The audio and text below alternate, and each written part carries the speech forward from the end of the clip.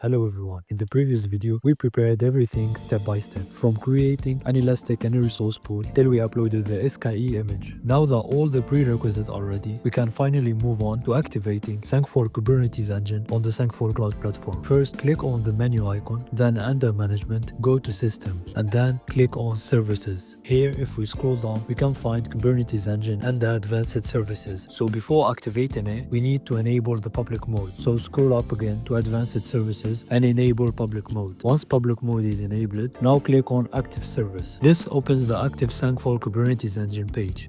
But before we start filling the fields, let me quickly show you an alternative and faster way to reach the same activation page. So when we click on the menu icon under Compute, you will notice an option called Kubernetes Engine. Click on it and it will take you directly to the Kubernetes Engine portal. From there, click on Active Now. It will lead us to the same activation process. So let's select our resource pool that we created in the previous video. Then I select the SKE image that we uploaded earlier. For the specification, you can choose what fits your environment. For the storage tag, I choose high performance storage, since Kubernetes workload usually benefit from better storage performance. Now we move to the management interface section. This interface is used for communication between the SKE and the Sangfor Cloud Platform, so it must be properly configured.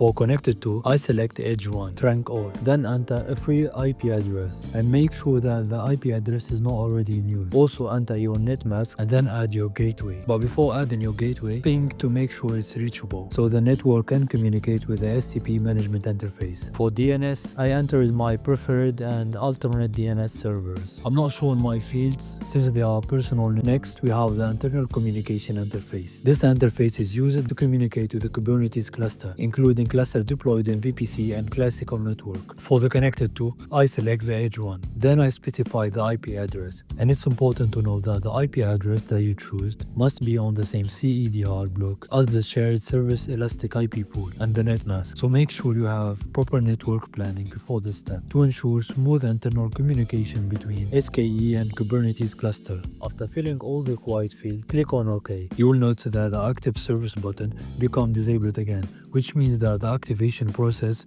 has started. And that's it. Sangfor Kubernetes Engine is now activated on the Sangfor Cloud Platform. In the next video, I will show you how to license the Sangfor Kubernetes Engine.